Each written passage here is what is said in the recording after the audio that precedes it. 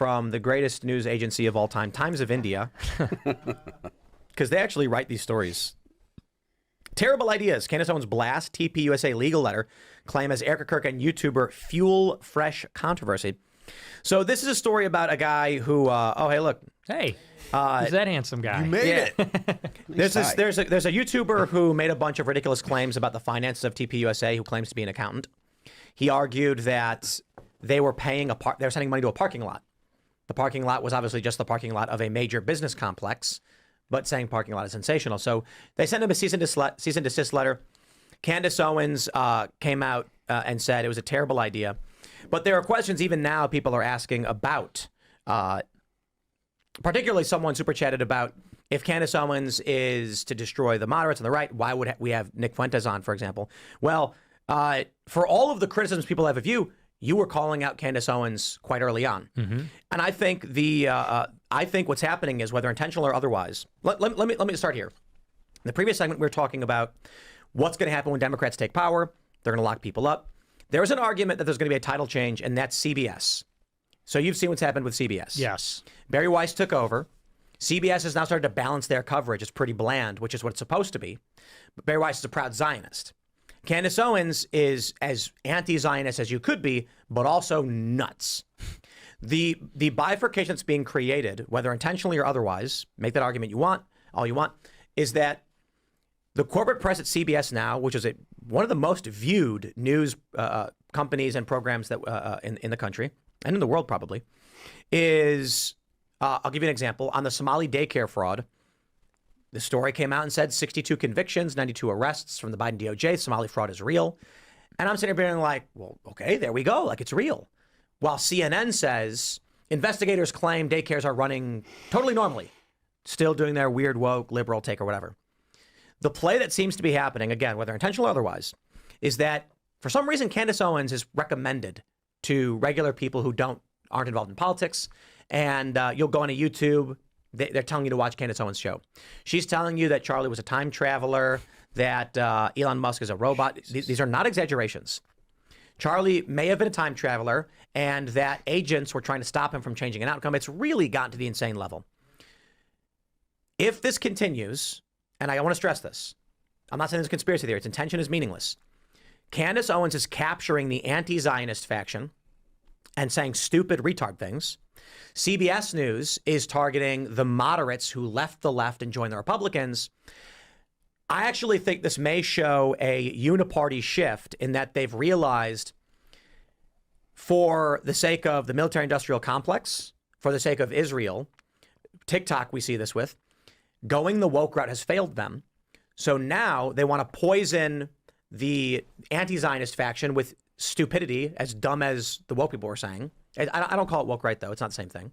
And they want the moderates, the Tim Pools, the Joe Rogans to be like, oh, what CBS is doing is fantastic, run by a proud Zionist who's going to have that slant. This says to me that I'm not so sure Democrats get into power and actually start doing all of these arrests.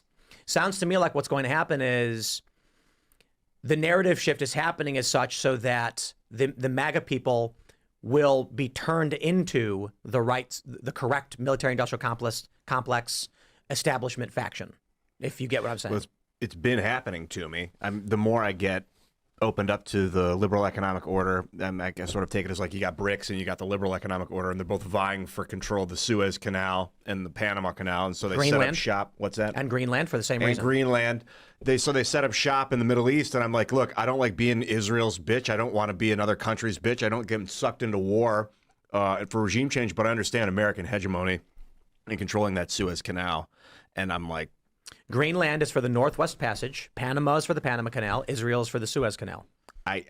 So okay, Nick. I to be honest, I don't know what your thoughts are right now on everything, but that's kind of where my head's at. Is like, maybe I should allow for this military conquest of the Middle East and be happy that we have. But attaching that to, do you think this vibe shift, right? Trump's going for Greenland, and they're acting like they're angry about it.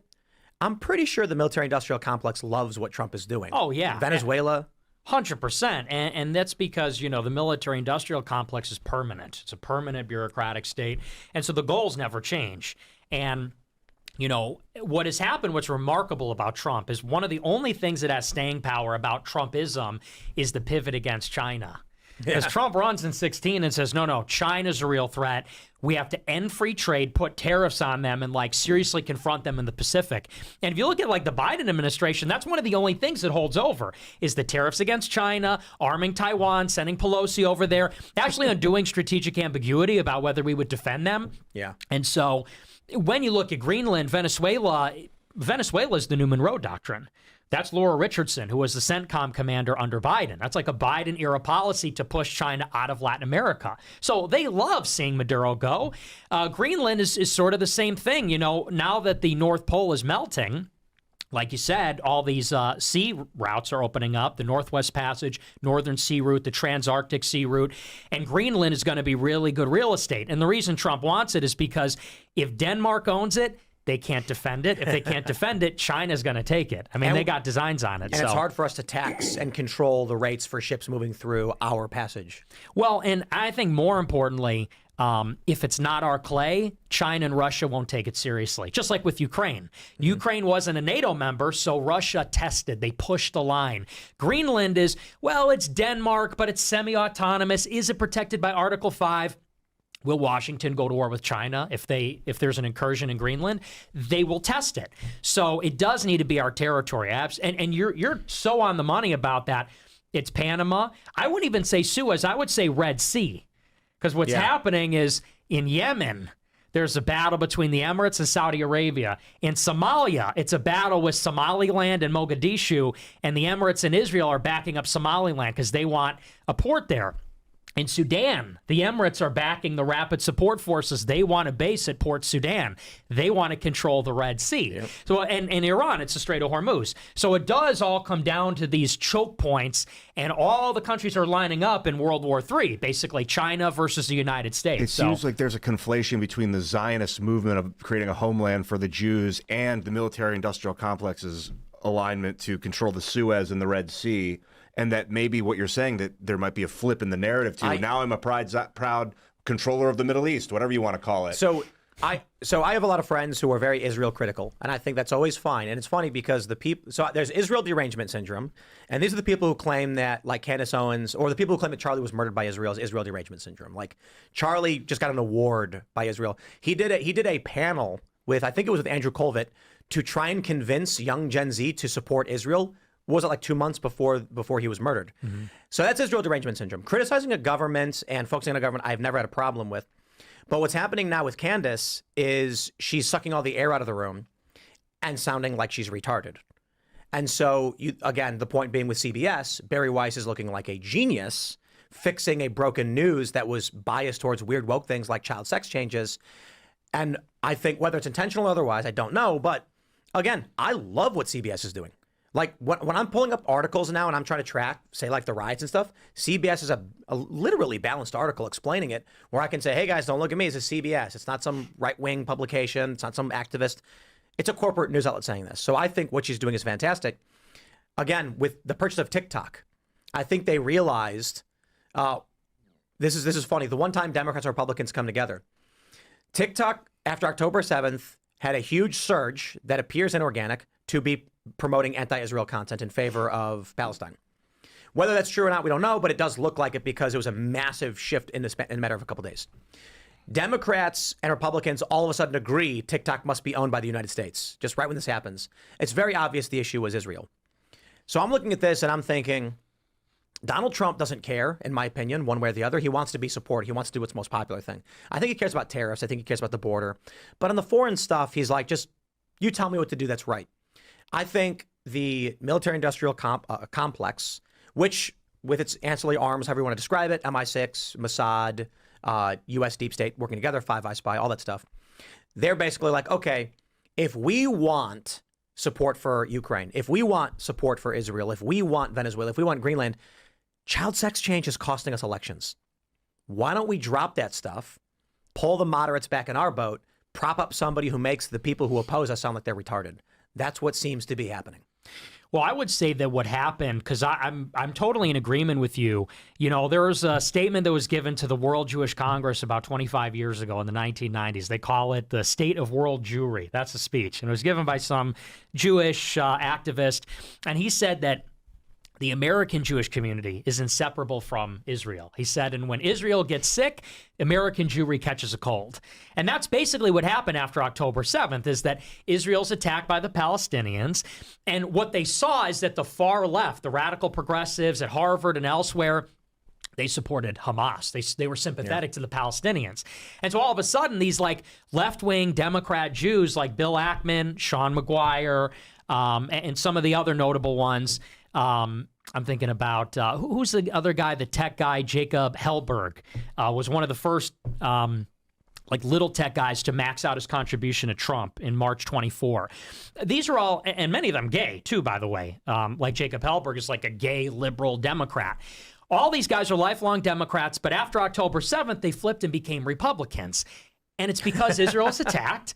And they said, oh, and literally Bill Ackman publishes this open letter to Harvard. Oh, I have this epiphany. The left has gone too woke. Censorship is out of control. Harvard needs to have reform. They overthrow Claudine Gay at Harvard and install a Jewish doctor. You know, that's literally who replaces him. And I think that they're sliding into CBS on much of the same kind of sentiment. They're sort of drafting behind the conservatives.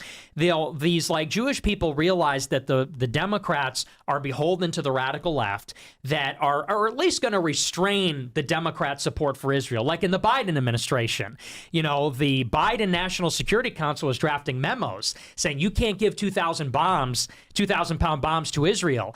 And there were Senate Democrats that wanted oversight. So they said, if we want an all-out pro-Israel policy, Republican Party is open for business. And so that's when all the money came in. And the other thing is, it's Larry Ellison. Larry Ellison is tight with Netanyahu. He funded the CBS takeover. He funded the TikTok takeover. He's a donor for Trump, and he's basically a conservative. And so what a lot of people don't realize is that so much of the pro-Israel stuff has a home in the GOP. They're inextricable. You don't get one without the other. And my issue with it is that a lot of Republicans think we are making a deal with them. And the deal is something like, okay, we'll be pro-Israel and we'll do some pro-Israel things. In exchange, we get Republican governance. But we are not in control of this relationship. Miriam Adelson is. Ellison is. They get their back scratched. We don't get ours scratched. We went to war with Yemen. We bombed Iran. We're going to bomb them again. Do we have mass deportations? Do we have charges for Democrats? No, we don't have anything. So that's my issue with it, is people think it's like this deal, and Israel's like Bane. They come in and they're like, do you feel in charge? It's like, no, I think don't. This gives you power over me? Yeah. Well, I look at it like, I think the deal is, the bigger picture is the liberal economic order. Control the financial systems and all of these things. I think that the people you mentioned, like, you know, Bill Ackman and stuff, and he writes this big letter, and we all praised it. We're like, thank you for saying the right thing. And obviously the reason was that he realized these far-left activists hate Israel and you're going to vote Democrat. They're going to start going that direction, which is what Biden was kind of doing. I think the stuff Trump promises, I think Trump initially is like, yes, I like these things, but I think there is a deep state. I think there's special interests across the board. The liberal Jewish donors and Jewish Democrats now are siding with the Trump administration in many ways because they realize that their cause had lost. I think now the deep state and the military-industrial complex are pressuring the Trump administration. I don't look at it like Israel is controlling everything we do. I look at it like they're a powerful special interest that teamed up with the military-industrial complex, and the things Trump says are just whispering sweet nothings into your ear that you were never going to get in the first place. So when it comes to this, you know, the bigger picture I'm mentioning with, will Democrats start arresting people on the right? The reason I think the answer is no is because this has become the home for the establishment. It's becoming the home for the establishment. Invading foreign countries, taking more land, propping up the SWIFT payment system, the petrodollar. And they were never going to give you these things anyway. So there's no real reason to arrest people who won't protest anyway. They'll vote for Trump, and Trump will just do what the machine wants him to do for the most part. So why actually go and arrest anybody? I think the zeitgeist will shift. I think that you're going to find the Joe Rogans, the moderates being like, hey, look, The press is finally cleaning up their act. Everything's good now. They don't care about foreign policy. They're going to go back to watching the game. I don't know. I mean, Joe Rogan said it's the Gestapo. He said ICE is the Gestapo. That was fake news. Oh, he didn't say that? So I got caught by this too, and then I think it was Brianna Morello who put up the correct thing. What he said was, he's like, well, on the right, you've got people saying, why are we allowing these criminals to do these things? You've got rapists and murderers. We've got to use the law enforcement to get them out, and we voted for this. And then on the left, you have people saying, we got masked thugs going through our neighborhoods like the Gestapo. They cut the beginning off to make it seem like Joe Rogan was calling the ICE the Gestapo. Thanks for checking out this clip from Timcast IRL. Make sure to watch the show live Monday through Friday at 8 p.m. Subscribe to this channel, and we will see you all there.